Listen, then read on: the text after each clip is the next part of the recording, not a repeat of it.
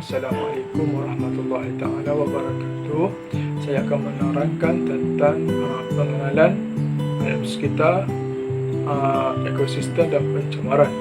Yang pertama, saya akan menerangkan definisi alam. Alam ialah zat tenaga, khususnya dalam bentuk unsurnya. Alam ialah termasuk seluruh hal, bintang, tumbuhan dan galian. Menurut Kamus Bahasa Melayu, alam ialah bumi dan segala yang terdapat di permukaan yang ada di langit dan di bumi. Seterusnya saya akan mengangkat definisi alam sekitar.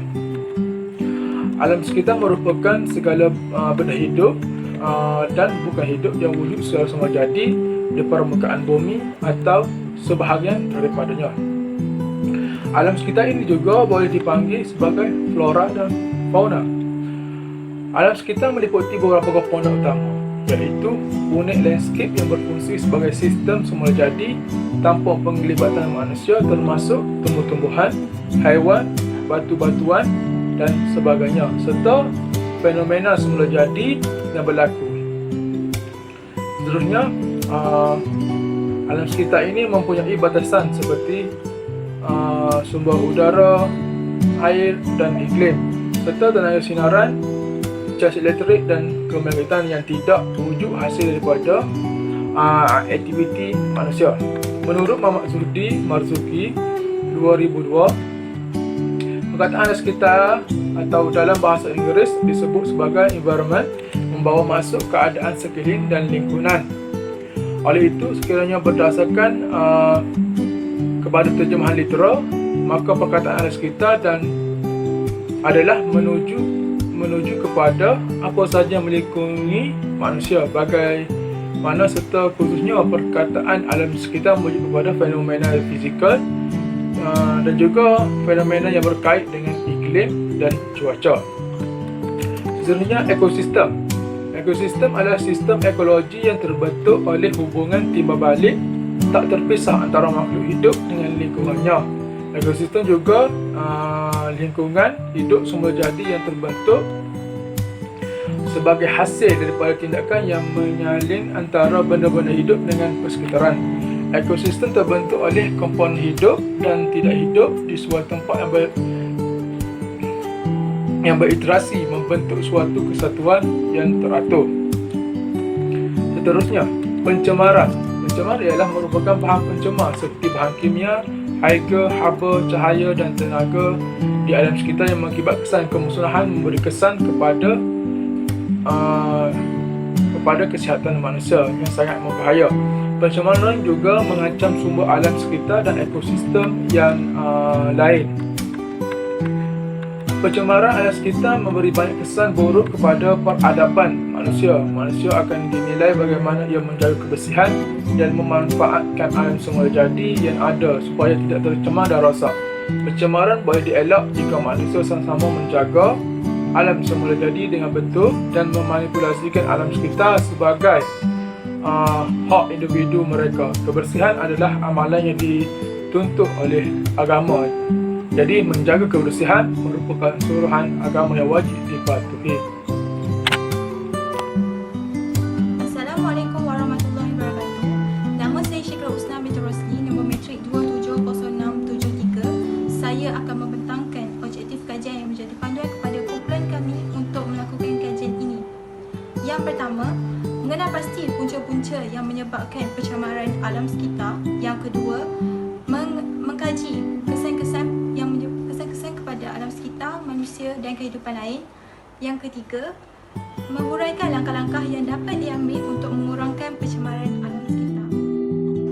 Okey, Assalamualaikum warahmatullahi wabarakatuh. Nama saya Ahmad Muhyiddin bin Abdul Rahim, nombor kad matrik 270920. Jadi saya akan mengatakan tentang pencemaran alam sekitar yang menjurus kepada punca berlakunya pencemaran alam sekitar.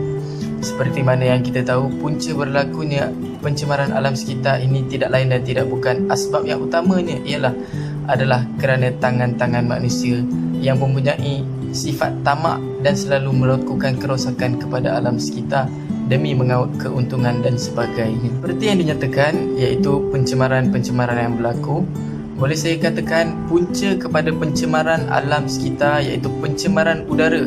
Pencemaran udara berlaku adalah disebabkan oleh sikap tidak ambil peduli sebahagian besar pekilang-pekilang di seluruh negara maupun di Malaysia. Asap-asap yang dikeluarkan oleh mereka secara tidak terkawal telah memberikan efek ataupun kesan yang negatif kepada alam sekitar. Keadaan ini juga berlaku sama kepada kenderaan-kenderaan bermotor yang tidak diservis dengan baik sehingga mengeluarkan asap hitam yang mengandungi gas-gas beracun seperti gas karbon monoksida dan sebagainya. Dan antara yang terbahaya yang dikeluarkan oleh asap kilang dan juga asap kenderaan bermotor ialah pelambung yang sangat berbahaya kepada alam sekitar dan juga manusia, yang mampu menyebabkan keradangan otak dan kerosakan sel-sel tubuh manusia. Seperti mana yang kita tahu, kejadian ataupun punca pencemaran udara dan kejadian punca pencemaran udara ini sendiri akan mendorong kepada fenomena-fenomena lain. Yang paling mudah ialah jerebu. Boleh saya katakan di sini sangat memudaratkan kehidupan seharian manusia. Seperti mana kita tahu, jerebu sangat memudaratkan mereka yang mempunyai sakit dalam masalah pernafasan. Mereka yang asma dan sebagainya akan sangat sukar untuk menghadapi hari-hari yang berlaku disebabkan oleh jerebu. Dan boleh saya kelaskan di sini bahawa jerebu mengurangkan had penglihatan manusia dan sangat memudaratkan kerja-kerja seharian dalam kehidupan manusia. Pencemaran kedua ialah pencemaran air. Boleh saya kategorikan bahawa pencemaran yang sangat bahaya kepada semua umat manusia.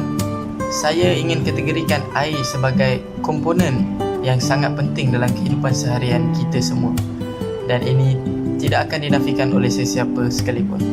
Pencemaran air berlaku disebabkan yang boleh kita lihat dan boleh kita ambil contoh yang paling mudah adalah juga disebabkan oleh pekilang-pekilang, pihak industri dan juga masyarakat tempatan yang sering membuang bahan-bahan pepejal, sisa toksik, sampah dan sebagainya ke dalam sungai yang kita sayangi. Assalamualaikum dan salam sejahtera. Nama saya Sharifah Nisakina Emanin binti Said Bazar. Nombor matrik 20546. Saya akan meneruskan pembentangan dengan tajuk kesan pencemaran terhadap alam sekitar. Kesan utama yang menimpa manusia daripada pencemaran alam sekitar ialah udara, suhu persekitaran, sungai dan bunyi. Pencemaran udara banyak memberi kesan yang sangat buruk terhadap tumbuh-tumbuhan. Tumbuhan akan mengalami kerosakan melalui 3 cara, iaitu cara yang pertama, nekrosis. Nekrosis dipanggil sebagai keguguran daun. Cara yang kedua ialah klorosis. Klorosis dipanggil sebagai pertukaran warna, dan cara yang ketiga ialah perubahan pertumbuhan. Selain itu, kesan pemanasan global yang berlaku disebabkan oleh kesan rumah hijau. Kenaikan suhu bumi dan penipisan lapisan ozon merupakan punca pemanasan global. Gas karbon dioksida yang banyak berkumpul menyebabkan suhu bumi meningkat. Pencemaran alam sekitar terhadap sungai ialah kepupusan kehidupan akuatik. Hidupan marine seperti udang, ikan dan batu karang juga akan terjejas. Tumbuhan air seperti pokok bakar dan rumput laut akan terjejas akibat daripada ekologi dan rantai makanan yang berkurangan. Selain itu, pencemaran sungai juga dapat mengakibatkan ekonomi negara jatuh merudum. Hal ini disebabkan kerana ketiadaan air tawar yang dapat dieksport ke pasaran antarabangsa. Assalamualaikum, nama saya Fatih Afika binti Manjlan, nombor matrik 2700589. Saya akan membentangkan bahagian kesan pencemaran terhadap kehidupan lain. Yang pertama, pencemaran sungai. Pencemaran sungai berlaku disebabkan oleh aktiviti perindustrian, urbanisasi serta perdagangan di Malaysia. Hal ini menyebabkan pencemaran logam berat, racun makhluk perosak dan pencemaran organik serta peningkatan keledak dalam air. Ia merupakan pencemaran utama yang memusnahkan kehidupan akuatik. Kemusnahan kehidupan akuatik berlaku apabila terlalu banyak sampah sarap dan sebagainya. Hal ini menyebabkan spesies di sungai seperti ikan akan mati. seterusnya ialah pencemaran udara yang memberi kesan yang sangat buruk terhadap tumbuhan. Tumbuh-tumbuhan mengalami kerosakan dengan 3 cara, iaitu nekrosis, keguguran daun, fluorosis, pertukaran warna, dan perubahan pertumbuhan. Seterusnya, bahan cemar juga menyebabkan haiwan-haiwan terancam dan terbunuh. Haiwan-haiwan akan kehilangan habitat kerana bahan cemar telah memusnahkan tempat tinggal mereka. Maka, haiwan mengalami kepupusan. Bahan-bahan cemar seperti sulfur dioksida yang terlepas ke udara oleh kenderaan yang menyebabkan penghadaman makanan haiwan terjejas. Hal ini menyebabkan haiwan-haiwan kehilangan nyawa kerana bahan toksik di udara telah diserap ke dalam tubuh badan haiwan. Assalamualaikum dan salam sejahtera. Saya Nur Ashira binti Hassan, nombor metrik 270603. Saya dari kos Pemeriksaan Pembangunan. Tajuk yang ingin saya bincangkan ialah kesan pencemaran terhadap manusia. Kesan pencemaran terhadap manusia ni boleh menjejaskan kita punya kesihatan, dan antara pencemaran yang boleh menjejaskan kesihatan manusia ada 3. Pencemaran udara, pencemaran air dan pencemaran bunyi. Pencemaran udara yang boleh menjejaskan kesihatan manusia adalah dari segi kualiti udara yang tidak sekar. Sebagai contoh, pencemaran udara berlaku akibat pembakaran terbuka, jerebu dan sebagainya. Itu boleh menyebabkan boleh berlaku masalah kesihatan seperti sistem pernafasan. Sebagai contoh, kita boleh dapat asma dan sebagainya. Selain itu, pencemaran air juga boleh menyebabkan kesihatan manusia terjejas. Antaranya, kualiti air menurun akibat manusia membuang sampah sarak ke dalam sungai. Hal ini kerana kualiti air menurun. Kualiti air di dalam sungai terjejas menyebabkan rantaian ikan terjejas dan banyak ikan pupus, menyebabkan manusia kekurangan sumber protein. Akhir sekali, kesan pencemaran terhadap manusia ialah pencemaran tanah. Hal ini kerana pencemaran tanah juga boleh menyebabkan kesan kepada manusia, iaitu dari segi pertanian. Hal ini kerana sekiranya tanah tersebut berada dalam keadaan tidak subur, seperti tanah tersebut tercemar oleh bahan kimia dan sisa-sisa toksik dari kilang yang tidak bertanggungjawab, menyebabkan tanah tersebut tidak subur dan pokok yang ditanam tidak akan hidup. Kerana itu boleh menyebabkan manusia kehilangan dan ekonomi merosot. Abdul Rahman bin Wan Azmi, nombor metrik 27057. Okey, saya akan menerangkan langkah-langkah untuk mengatasi masalah pencemaran alam sekitar. Langkah yang pertama ialah peranan ibu bapa terhadap anak-anak. Seperti yang kita tahu, ibu bapa merupakan satu organisasi yang paling tinggi dalam keluarga yang mengawal segala pergerakan anak-anak. Ibu bapa bertindak dengan menerapkan nilai-nilai murni dalam diri anak-anak sejak di bangku sekolahan lagi, agar mereka mematuhi etika di tempat awam dan tidak membuang sampah. Contohnya seperti di kawasan taman permainan. Okey, langkah kedua ialah peranan pihak kerajaan. Kerajaan merupakan institusi tertinggi dalam negara yang melaksanakan dasar-dasar kerajaan bagi menangani isu masalah pencemaran alam sekitar. Sebagai contoh, pihak kerajaan boleh memperkasakan penguatkuasaan undang-undang dan mengenakan hukum. Okay. Langkah yang seterusnya ialah peranan media massa. Media massa merupakan platform atau medium penyebaran maklumat dalam bentuk nasihat untuk mengajak masyarakat bagi bekerjasama dalam menjaga alam sekitar. Sebagai contoh, media massa sangat berpotensi kerana majoriti rakyat di negara ini mempunyai peranti elektronik yang canggih yang boleh diakses dari mana-mana tempat. Oleh itu, pihak media massa berperanan untuk membuat pengiklanan dalam bentuk video yang membolehkan masyarakat lebih memahami tentang kepentingan menjaga kelestarian alam sekitar. Assalamualaikum warahmatullahi wabarakatuh.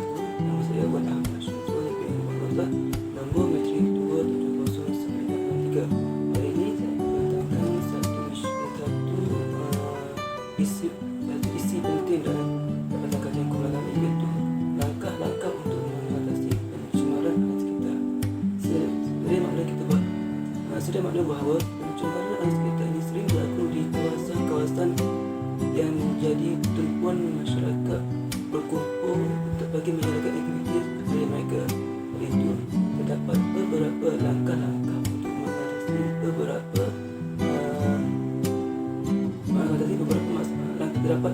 langkah untuk mengatasi pencemaran sekitar. Pertama, langkah pertama adalah peranan pihak sekolah dan institusi pengajian tinggi.